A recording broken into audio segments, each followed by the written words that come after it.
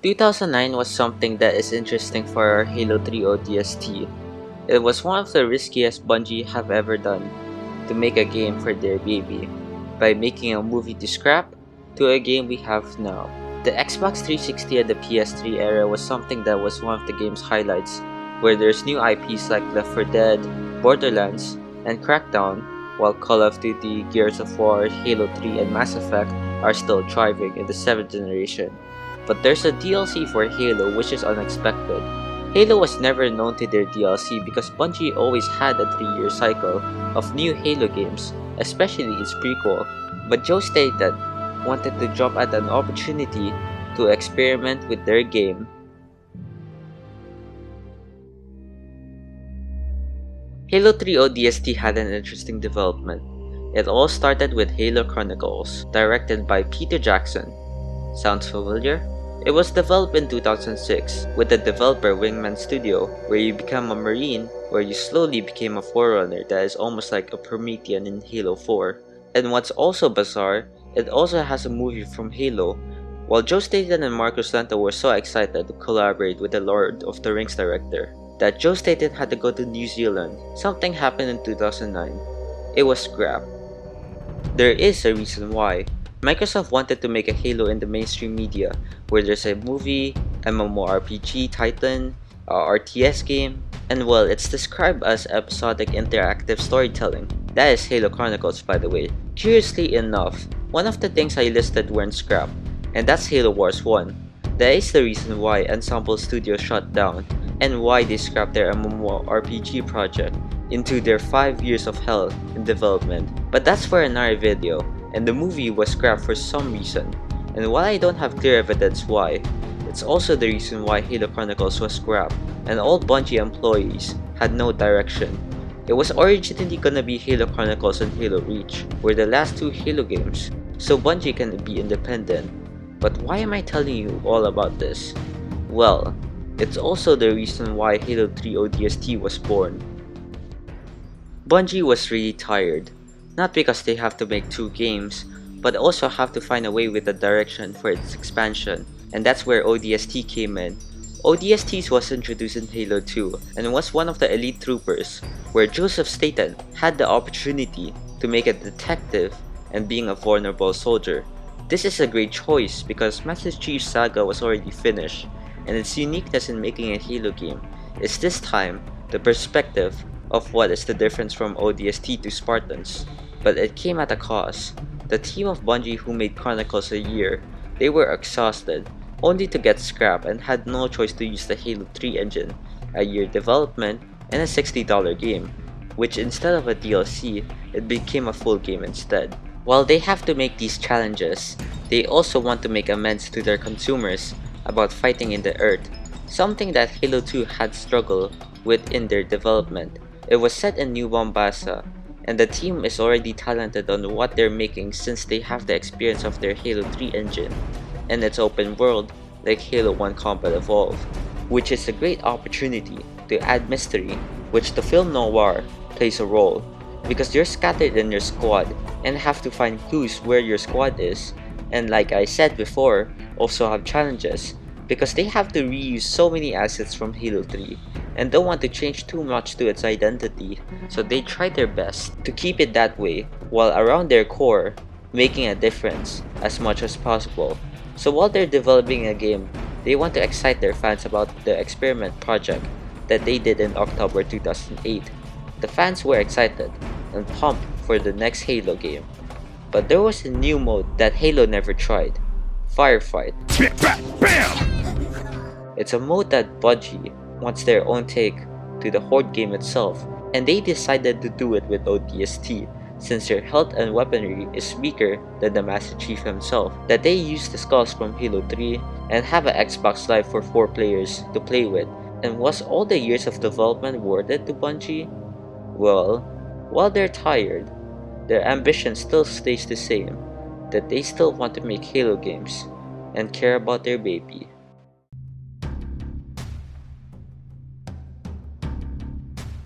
ODST had something special placed to my heart, not because of how there's familiarity, story, or its open world, but its pacing, Set of missions are this game's biggest strength, due to how its core mechanic, with a little modifier, can change its gameplay sequences by its one thing only, your health. Health management has been one of the Halo pillars with Combat Evolved, especially in Legendary it became mandatory.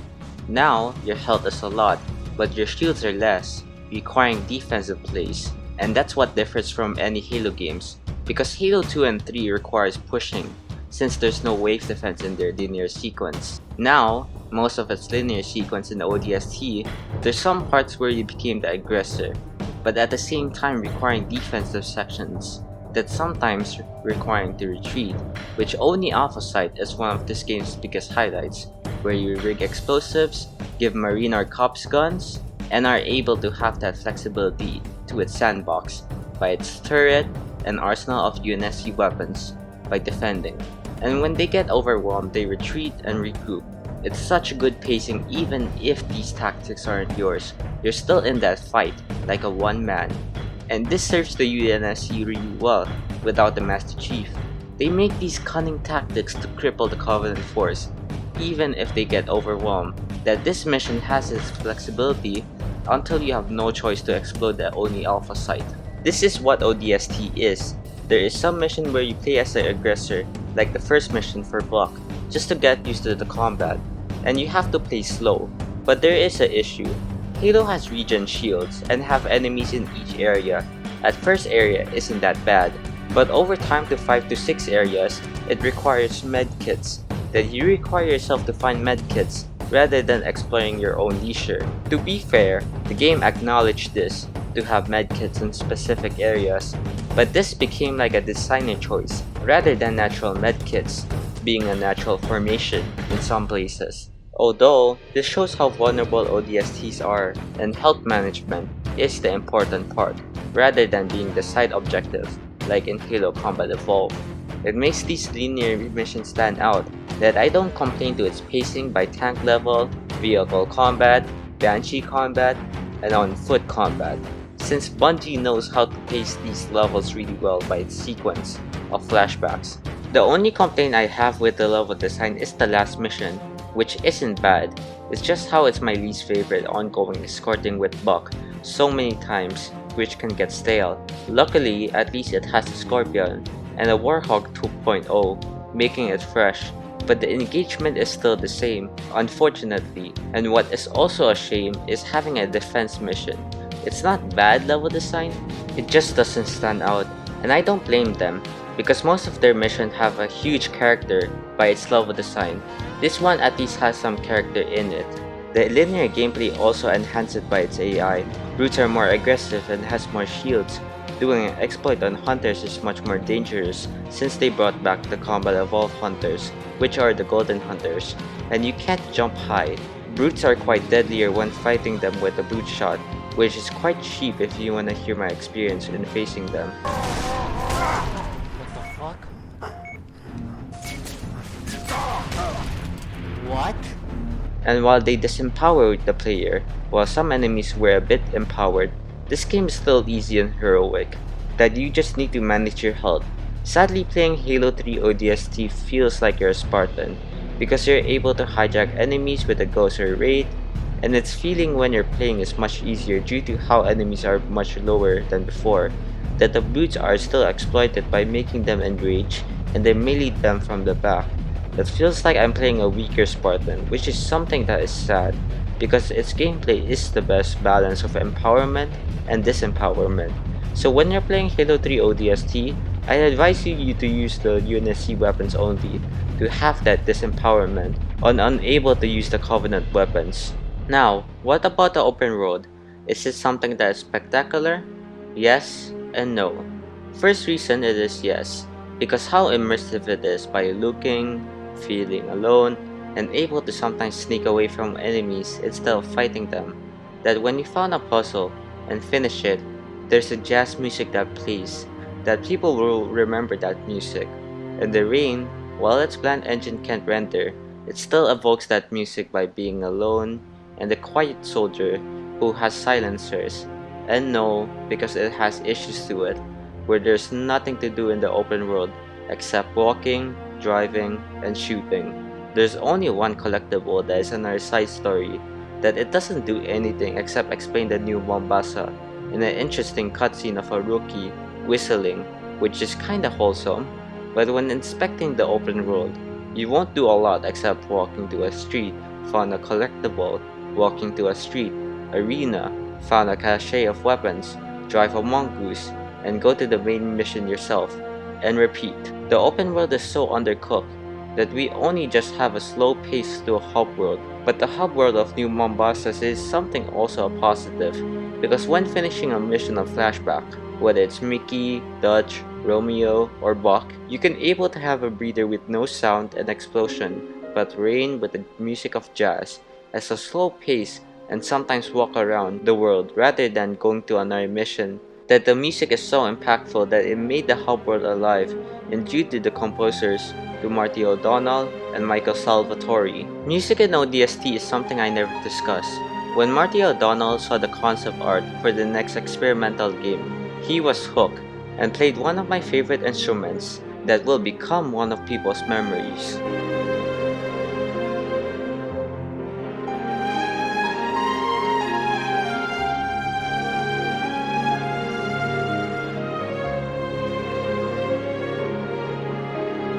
It's something that is people's memories that I see people still making comments about their past in this game.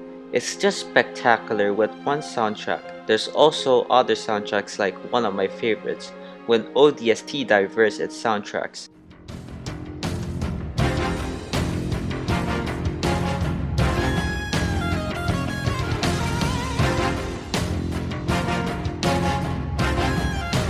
That while it's not my favorite Halo soundtrack, it goes to Halo Wars 1 by the way, I still understand why there's a community that loves this music, and happily listen to Halo 3 ODST soundtrack.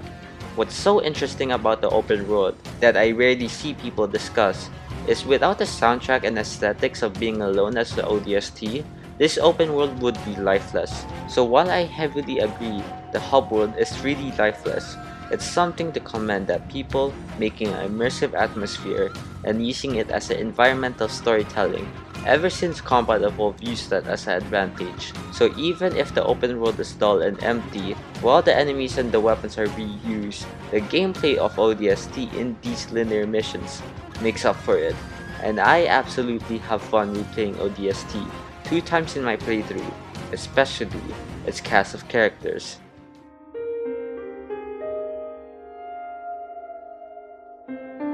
Story in Bungie games in the plot is something simple, but what makes it engaging is the memorable characters. What shocked me is people love ODST's characters, even if their screen time is not a lot. With the exception of the main characters, people still prefer this game's storytelling, rather than other Halo games.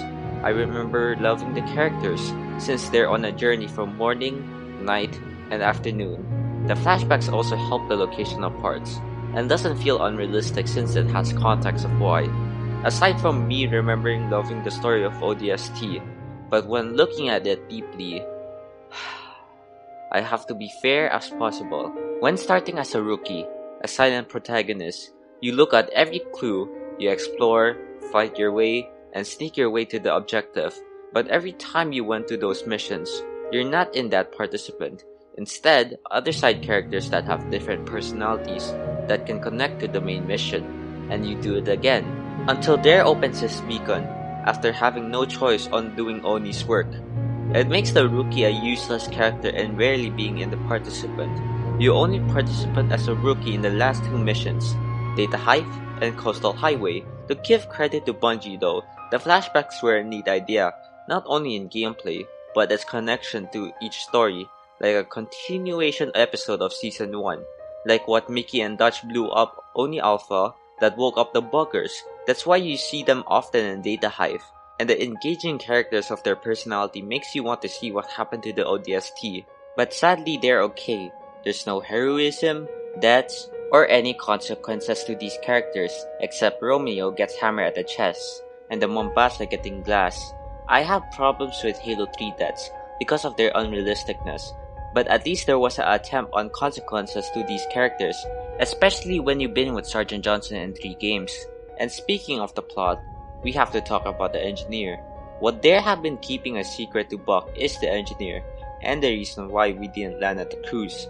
If you understand the collectibles of Sadie's story, this is powerful, because while you understand the new Mombasa, you also understand the superintendent and the engineer, where the engineers sacrifice each other to free one engineer.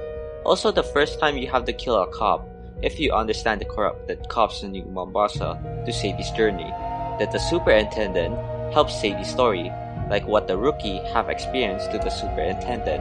One flaw I wish they can fix easily is there was disappointed to Buck killing the engineers. I wish the game made you ignore them and let them be, instead of them nuking themselves, so we can see the reaction of what Buck and Dare said in another playthrough. One reason why Buck is a fan favorite character is because of his role. He's a squad leader after all, but at the same time you see him having an emotion on what Dare wants. He's also the most fleshed out after all, unlike Mickey, Dutch, and Romeo. While they fulfill a role, they're not fleshed out, but serve as a subordinate that assists you in gameplay most of the time, and also add chemistry to the characters. Rookie, while I view him as a filler character, at least the writers try to portray him as a human even if he doesn't speak in the campaign. Instead, we look at his actions and interact with the engineer, giving him as a human instead of a machine. And is also another factor that he can immerse us in the open world. There is also fleshed out if you understand the shady dealing with Oni, that every time they classified and black ink it, the part where the first time we see Oni can be the antagonist if you understand its lore, and the first time of a romance, which while cliche, at least the rookie and the engineer have also the same reaction as ours, the viewer. The thing what makes me enjoy the ODST squad is the different characters, but they're not unique. Don't get me wrong, the actors did a great job on making these ODSTs at least something, rather than being the same. But that said different is a stereotype, a demolition scare cat, a heavy skull ODST, a sniping joke around, a person that do everything herself instead of asking for help. These are something that the writers have a missed opportunity, because while they're strong, not because they're heroes, but they struggle to fight in New Mombasa, that I wish they act different while keeping their stereotype. But that doesn't damage the characters, because at least they have something to do in gameplay. And the story flashbacks, which they did a fantastic job on, have that theme of teamwork, because the marketing of ODST is about team play and survive everything at their way, instead of being a badass hero of the Master Chief of an individual lone wolf. What also is a positive is we see the presentation like in Reach about Covenant being a threat in their presentation and feeling outnumbered this time when defending that us, the ODSTs, always find a way to survive these encounters by flanking or outsmarting, that while the Covenant isn't humanized, we still understand the motivations because of the engineers, which is why I'll talk about Sadie's story. Sadie's story is interesting, not because of how the story goes. We deeply understand the new Mombasa in a unique cutscene, instead of a different fidelity, but acts in the same way to a normal cutscene. This time, the collectibles are like comic panels that make me remember the fall of Max Payne. The reason why I watch Sadie's story is not because the plot is great, it's the sound design, voice acting, and art that made me engage from start to finish. Drop your weapon! Come and get it! Ha! Oh, damn it, take him down! Cover me! Man down, man down! We're blocked in. He's got us pinned in here. Back! Get back! Stay behind the door. Bang it clear! Ah! Oh, my eyes! Oh, you lousy son of a bitch! Ah! Got him. Suspect down. Just like the ODST story from a roller coaster ride of great level design, and story that connects to a bigger picture, that every time you read every collectible, you understand her frustrations and what her motive is, that you empathize with her struggle of the superintendent and his dad being overprotective, just like our families when we were a kid back then. You understand her adventure by different people, like a gambler that doesn't care to his life, the people that panic and screams by the Covenant. The collectibles are rather a side story, but a context on why the Covenant are raiding. And this also makes the people in New Mombasa something to understand what their lives are, and the subordinates people in New Mombasa plays a role on what this city is and how they've been years ago without the Covenant raid, only to see their true colors, that high ranks are corrupted and use their power against us, until us the species protest to stop blocking, only to protect themselves being safe, without the UNSC being alerted, but cops that are corrupted or outnumbered just to die. It's something unique, because rarely do we see us humans in Halo kill each other. Little did we know, we're the same type of people in the real world, and what makes it unique to Sadie's story. ODST is something I truly love even when looking at it deeper. It's something that while it's short by 1 hour to Sadie's story and 5 hours worth of playing campaign, it's something worth it for the fans to have a memory of this game for a lifetime. Firefight.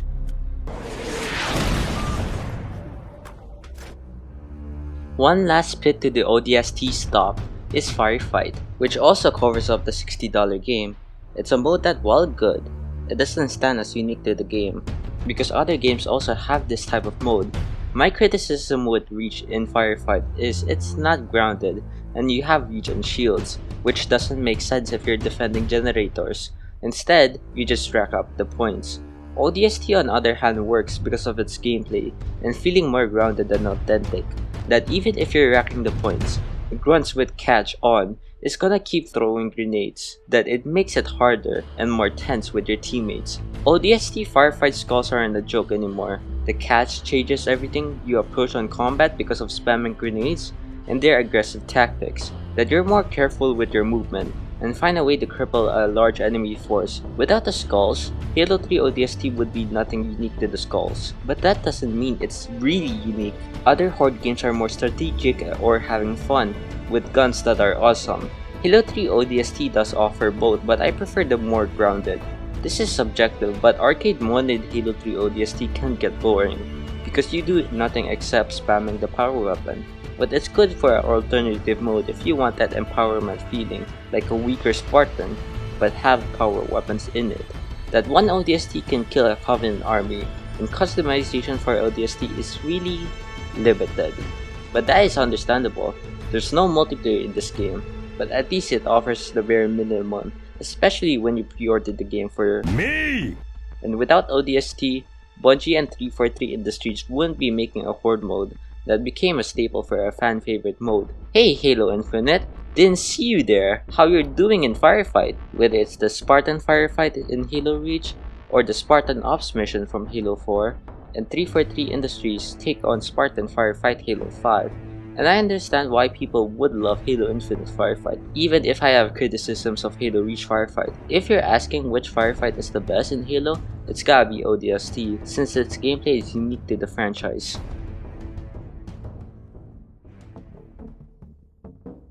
Halo 3 ODST in the PC port was alright. It brings back the fan favorite Firefight 4 years later to the MCC, which is great. It had the trailer for a Halo 3 ODST MCC using its intro, and 343 Industries is really passionate on making the Halo 3 multiplayer with the ODST sandbox, which, to be honest, is a twist that I didn't expect in the Halo 3 engine. What's also a great thing about the PC port for any Halo games that since it had high quality textures, we can see the immersive atmosphere more clearly now because of it, which is commendable and should be an achievement for 343 Industries. One thing that the Halo 3 ODST done correctly is it had a good port to the game even if there's bugs until now, which is expected, but when replaying Halo 3 ODST, I didn't encounter a minor bug or a major bug for me, which is interesting since while talking about Halo Reach, I encountered some bugs, but one small complaint to the MCC itself is they ruined the cover screen. When you go to the Halo 3 ODST, you can see the original. It had like a Covenant Phantoms searching the area, and you already know what you're gonna be in. Now we just have a cover art screen about the rookie. Well, to be fair, you could just revert it back to the original version, but removing this beauty is something of a shame. So, is it worth it to get Halo 3 ODST in the PC? Well, if you have the MCC, not really for the Xbone, but if you want to experience the game, then I recommend you. It's just $5 on Steam. That has a sale sometimes. No, this isn't nostalgia. I'm not putting a gun on your head to play ODST. Fuck! Why did I include this? Fuck, okay, I'm including it, going to the conclusion, alright?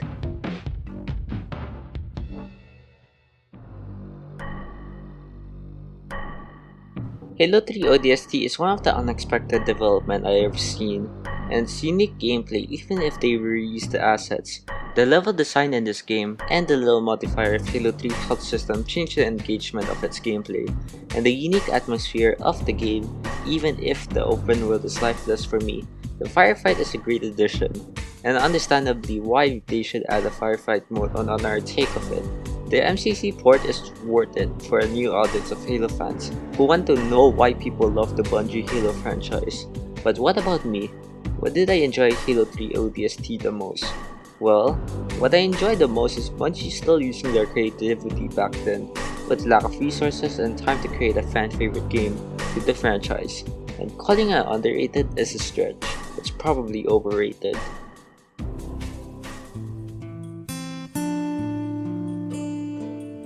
I know that Halo 3 ODST has a huge reference to the game, but Leadhead made a great video about that reference. I won't spoil it though because I love watching his videos, and another side reason why I started my YouTube channel.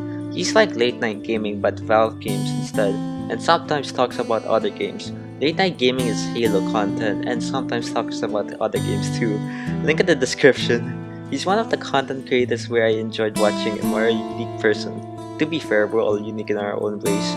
And this month I won't upload, and the next month also. I'm not sure if I will upload the next month because instead of me talking about what game, why not I'll talk about something interesting that will take me back to my research, clipping, and discussing. These videos I made in months where I practiced or brought my confidence that I can make a career.